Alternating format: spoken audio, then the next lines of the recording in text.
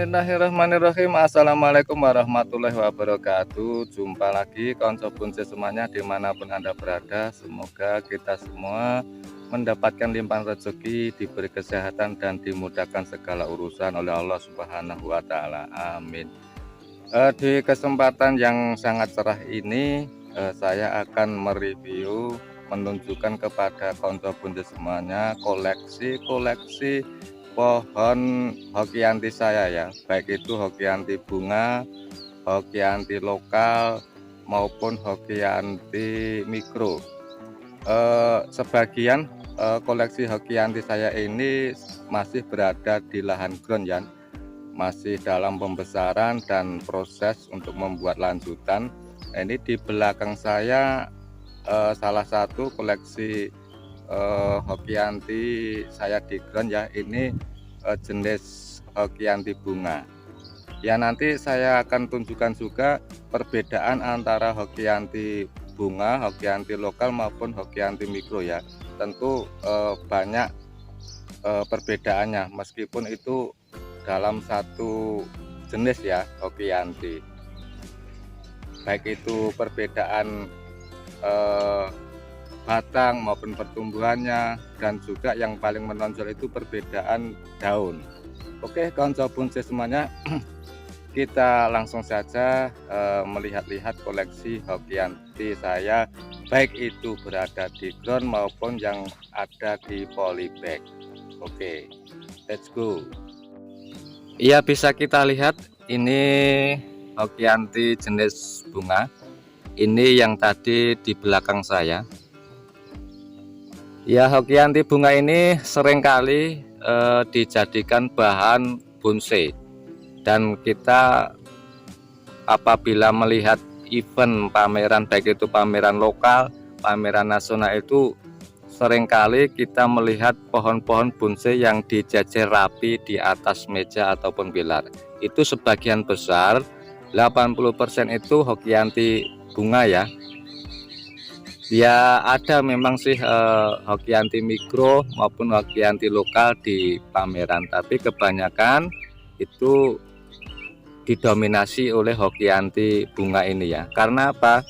Karena pertumbuhan daripada hokianti bunga ini lebih cepat besar dibanding dengan hokianti lokal maupun hokianti mikro. Di samping pertumbuhannya itu cepat besar, juga memiliki kelebihan yaitu daun, terletak pada daun. Daunnya itu mengkilat, tebal, dan memang benar-benar rapat ya. Ini bisa kita lihat rapat sekali. Ini nanti ketika kita potong itu langsung di ketiak daun itu muncul tunas ya.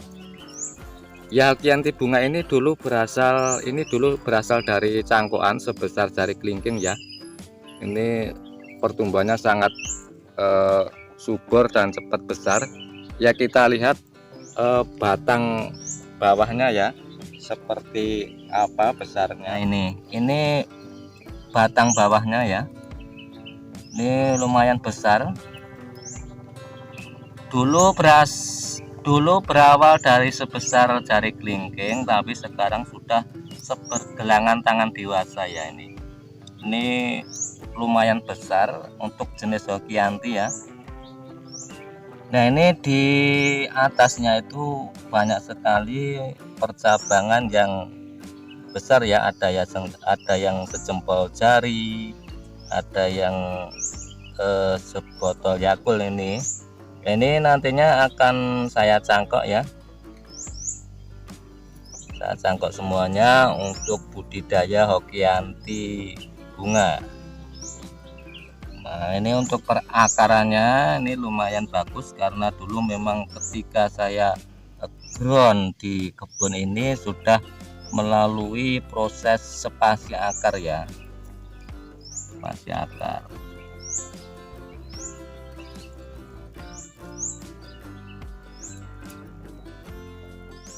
Ya, kita geser ke sebelahnya.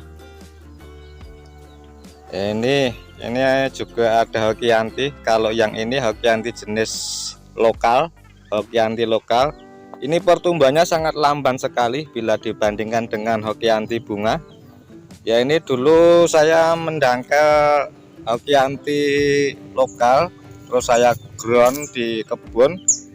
Nah, itu banyak buahnya, terus berjatuhan di kebun hingga akhirnya itu banyak tunas-tunas yang tumbuh di kebun ya secara liar. Ini saya manfaatkan untuk bahan bonsai ya, nanti bisa dibikin bonsai small, kecil, ataupun the max.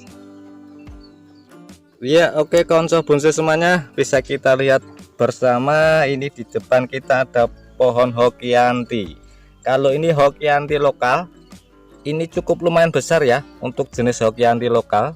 Ini saya tancapkan gunting di sebelahnya untuk perbandingan ukuran. Tuh, besar ya. Ini coba saya, nah ini segini ya, lumayan besar ini untuk jenis hokianti lokal, mengingat pertumbuhannya itu sangat lamban sekali. Ini konsep informal ya, bisa dibikin the max, ini maksimal 30 cm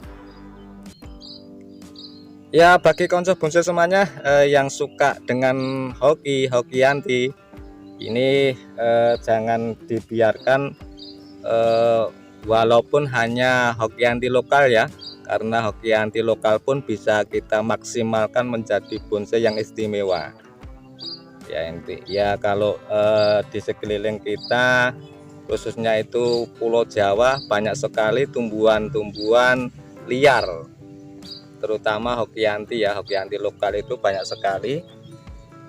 Kalau ada satu hokianti besar yang tumbuh, pasti di sekitarnya itu di bawahnya banyak sekali tunas-tunas kecil yang liar ya, banyak sekali di sekelilingnya ya. Mungkin karena terbawa oleh burung memakan buah terus jatuh menjadi tunas pohon hokianti lokal ya, bisa kita manfaatkan. Ini untuk akarnya, akarnya ini lumayan ya, ini akarnya luar biasa. Ini kayak programan anting putri ya guys, bener kok. Ini keliling ya akarnya. Tuh akarnya. Dan walaupun keliling, ini akarnya tidak seukuran ya. Ini ada yang besar, ada yang kecil, ada yang keluar, ada yang ke dalam. Jadi keluar masuknya ada walaupun keliling muter ya. Oke konco bonsai semuanya, kita lihat koleksi-koleksi hokianti yang lain.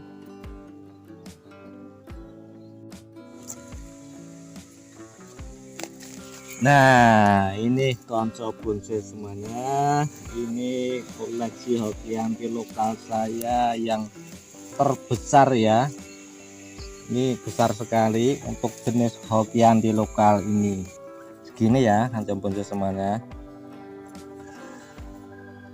Nah, ini hokianti lokal, ini akan saya proses ya, akan saya potong salah satu batangnya.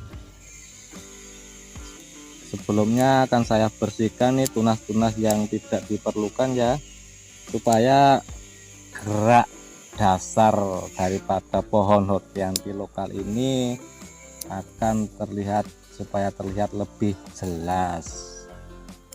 Nih.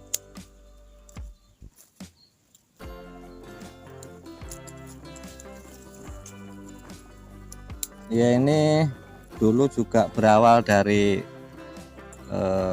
tunas liar ya, yang tumbuh liar di kebun saya. Ini tidak sengaja saya tanam ya. Ya mungkin seperti yang saya katakan di atas tadi, mungkin terbawa oleh burung ya, buahnya itu terus jatuh. Ya biasanya buah-buahan yang ada isinya di dalam itu kalau dimakan burung, dan ketika burung itu BAB, itu kotoran yang dalamnya itu ada isi buahnya itu nanti akan bisa tumbuh ya, tumbuh menjadi pohon. Itu tidak mati zat-zat yang berada di dalam kotoran burung tadi. Langsung saja ya saya garap. Ini akan saya tekuk ini supaya harmonis gerak dasar daripada Hokianti ini. Ini kenapa saya tekuk sini, karena mengikuti gerak dasar alur daripada batang utamanya ini ya. Ini ada tekuannya, ini juga saya tekuk ke sini supaya serasi ya. Ini tidak saya kawat, cuma saya tarik ya. Ini saya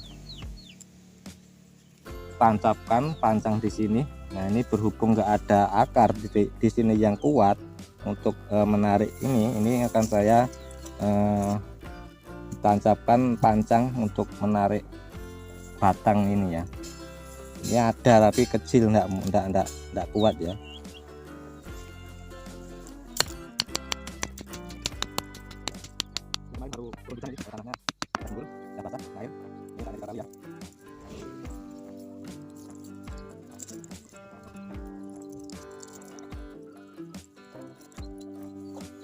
Nah, ini ada tiga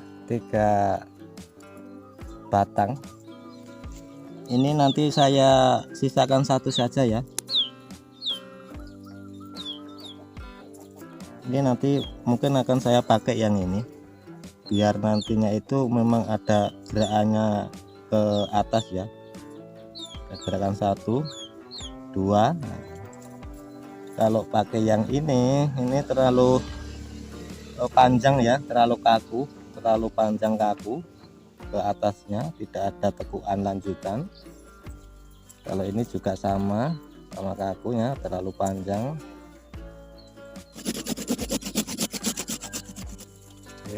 Nah, ini juga akan saya potong, saya pendekkan ya. Ini idealnya itu mana guntingnya tadi ini.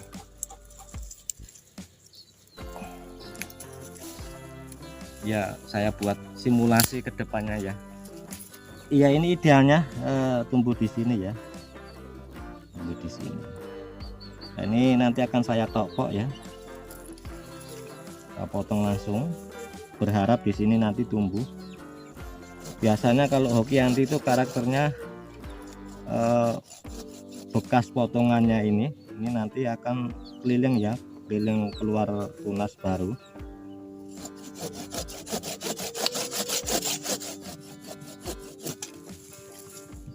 Itu di belakang juga saya pendekkan di sini. Ya, ini programan yang terlambat ya. Sebenarnya ini dulu kalau pas waktu kecil itu ditekuk itu bisa ya, bisa serasi gerakan dasarnya, gerak dasarnya ya.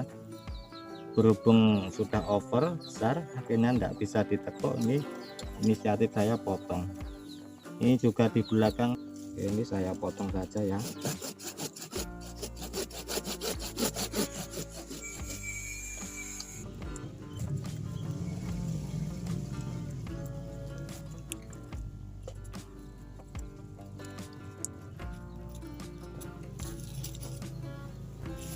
Ya, oke konco bonsai semuanya, ini penggarapan Hokianti lokal yang besar ini ya. Sudah ya, kita lihat lagi koleksi-koleksi Hokianti saya yang lainnya, tentunya masih di channel Hanafi Ruby Bonsai yang selalu setia menyajikan info-info menarik tentang dunia perbonsaian. Nah, ini yang saya rapikan ini dulu juga ada batang besar, saya potong ya untuk memunculkan gerak daripada Hokianti ini, terus saya potong. Ini tinggal menunggu ini besar ini juga. Nah, nanti kalau ini sudah besar kita potong sini, ini juga kita potong sini, ini nanti juga ada. Nah, ya mudah-mudahan di sini juga tumbuh ya, tumbuh tunas, tumbuh jadi cabang. Bagus ini menurut saya sih. Oke konco bonsai semuanya, ini penampakannya ya, sudah kita garap tadi ya. Ini kita singkap ya tabir penghalang ini. Nah, ini juga ada hokianti lokal, ini juga tumbuh liar ya, ini di kebun saya. Ini sejempol, ini bisa diprogram untuk bahan bonsai ya, nantinya bisa kita konsep twin terang, 2 batang ya. Oke, kita lihat koleksi hokianti saya yang lainnya. Ini masih hokianti, kalau ini hokianti lokal ya. Ini sudah saya tempatkan di ember ke wadah baru. Ini dulu pernah di ground sebenarnya, tapi ya berhubung dulu itu saya tergesa-gesa untuk repotting ya, walaupun hanya ditempatkan di ember, tapi berakibat fatal. Ini pertumbuhannya stagnan ya, ini stagnan, sangat sudah lamban, semakin lamban ya. Ini sebenarnya belum saatnya untuk repotting, tapi ya tadi saya tidak sabar, terlalu tergesa-gesa ya. Kalau orang Jawa bilang kesusu-susu ya, kesusu-susu supaya gendang nyawang, akhirnya terjadi gini ya, stagnan. Ini nanti rencananya akan saya cabut dari ember, ini nanti akan saya ground lagi di lahannya untuk pembesaran, supaya ini terusan batang ini supaya proporsi ya, tidak ada ukuran yang kontras. Oke, ini kita lihat lagi koleksi hokianti saya yang lainnya ya. Oke konco bonsai semuanya, ini di depan kita ada pohon hokianti. Kalau yang ini hokianti mikro ya, ini sudah berada di polybag dan akan saya potong batang utamanya juga cabang. Ini lumayan lama ya, karena pohon yang mikro itu memang terkenal dengan pertumbuhannya lamban ya. Ini saya potong di sini ya.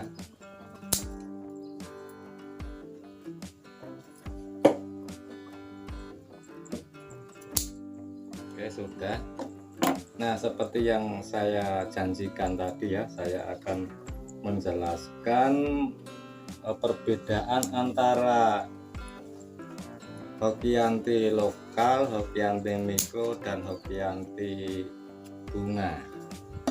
Kalau di depan yang barusan kita potong tadi, ini hokianti mikro.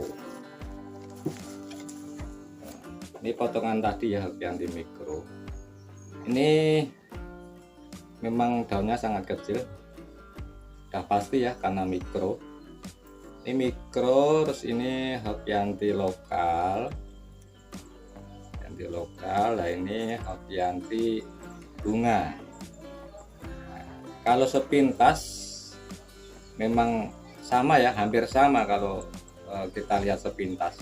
Tapi kalau kita lihat secara seksama, secara detail, itu ada perbedaan yang mencolok. Itu terletak pada bentuk daun dan warna daun, juga ketebalannya.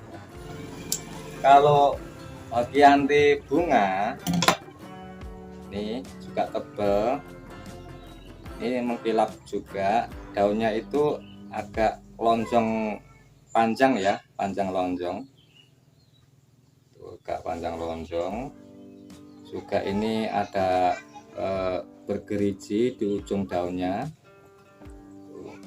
Dan hokianti bunga ini ini rajin berbunga ya, tapi bunganya itu belum berbuah, sudah rontok ya. Ya ibaratnya kalau Hokianti bunga ini berbunga 10, yang jadi buah itu hanya 1, yang 9 itu nggak bisa berbuah. Maka dari itu ini disebut Hokianti bunga, karena rajin berbunga tapi tidak rajin berbuah. Kalau yang ini Hokianti lokal ya, di tengahnya Hokianti lokal. Ini daunnya agak kasar ya, agak kasar, tebal juga dan kecil. Ini lebih kecil daripada Hokianti bunga. Ini lebih kecil. Nah, untuk Hokianti lokal ini juga rajin berbunga dan rajin berbuah ya. Setiap dia ini Hokianti lokal ini berbunga, bunganya tadi berhasil untuk menjadi buah ya. Ini baik sekali bila dijadikan untuk bonsai ya, walaupun memang ini pertumbuhannya sangat lamban sekali. Nah, yang terakhir, yang ketiga ini Hokianti mikro. Hokianti mikro ini di samping daunnya kecil, kan mikro kan daunnya kecil, juga dia rajin berbuah. Nah, ini rajin berbunga dan berbuah. Ini perbanyakan daripada Hokianti ini, baik Hokianti mikro maupun Hokianti lokal ataupun Hokianti bunga, bila berbuah ya, ini bisa budidayanya dengan sistem semai biji. Nah, untuk perbedaan yang lainnya antara ketiga Hokianti ini, antara Hokianti mikro, Hokianti lokal maupun Hokianti bunga, ini perbedaan yang mencolok yaitu terletak pada warna daunnya. Antara ketiga jenis Hokianti ini warna daunnya juga berbeda ya. Kalau Hokianti mikro ini warna daunnya hijau gelap ya, hijau gelap mengkilat. Kalau yang Hokianti lokal ini warnanya hijau muda cerah ya, hijau cerah. Kalau yang Hokianti bunga ini warna daunnya itu di antara kedua ini ya, ini hijau natural, enggak terlalu gelap juga enggak terlalu muda ya. Ini kalau Hokianti bunga ini tentunya juga mengkilat. Untuk tekstur kulit, kalau yang Hokianti mikro ini tekstur kulitnya itu cenderung agak halus ya, agak halus. Kalau Hokianti, antara Hokianti bunga dan Hokianti lokal ini hampir sama kalau karakter kulit batangnya ya, karakter kulit pohonnya agak kasar. Mudah-mudahan perjumpaan kali ini membawa manfaat bagi semuanya, inspirasi bagi semuanya, terutama bagi saya pribadi. Salam satu hobi, salam sehat. Akhir kata, assalamualaikum warahmatullahi wabarakatuh.